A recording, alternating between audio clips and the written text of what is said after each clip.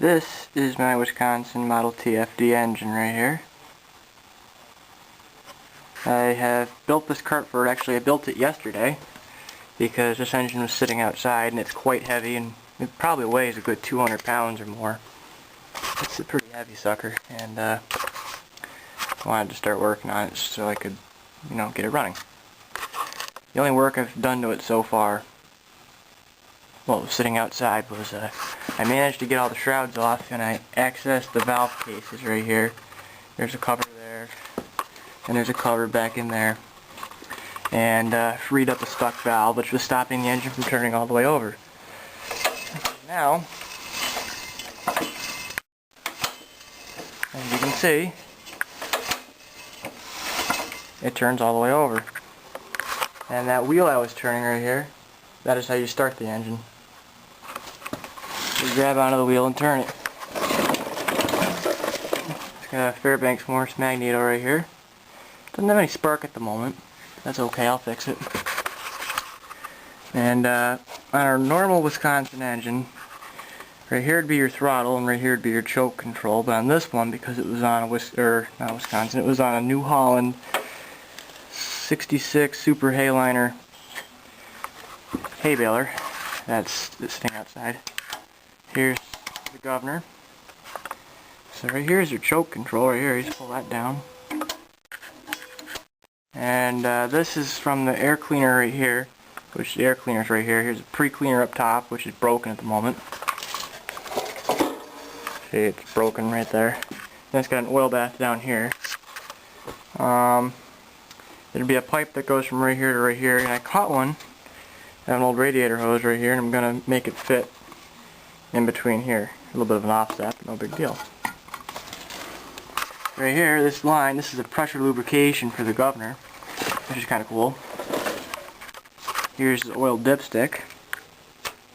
And it actually does have oil in it, which is a good sign. This is a running engine, my uncle said, and when the hay baler was parked years ago. Everything's freon, nothing seized anymore. I've got the fuel tank sitting outside for it. I don't think I'm going to use the fuel tank. It's in pretty bad shape. Well, it's got gunk and crap in it. This right here is how you prime the fuel pump right here, because the fuel tank will be below the engine. Here's what's left of the muffler. There'd be a flat plate that goes across here, kind of like an old hit and miss engine muffler, but this is an original Wisconsin muffler right here. I have the shroud off the top right now because there was a huge mouse hotel down in there in the shroud, and I'm actually going to spray some penetrating oil onto the valves right now to help free them up more than they are right now. Yeah, you can kind of see them down in there. You can see the outline of one, and there's another one over there. I have to pull the exhaust manifold off because there's all kinds of crap down there. So I think what I'm going to do for this muffler is I think I'm going to drill out these rivets and just put a piece of aluminum or something right over the top, some steel or something, just so that way it's functional again.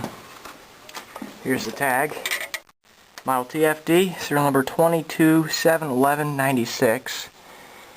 It's got a 3 1/4 bore by a 3 1/4 stroke. And the rated RPM's not there.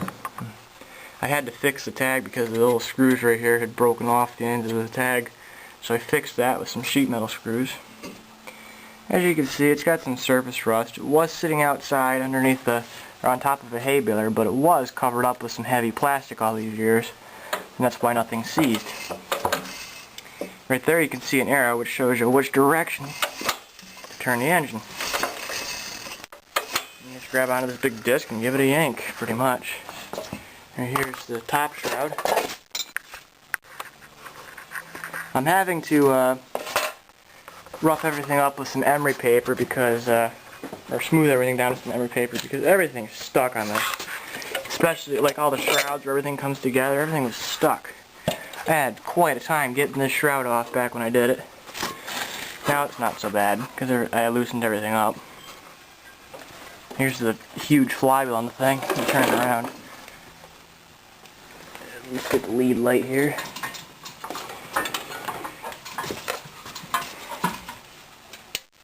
Look at the flywheel on this thing. This sucker's huge. There's no provisions at the moment for hand crank start, but I do have a hand crank.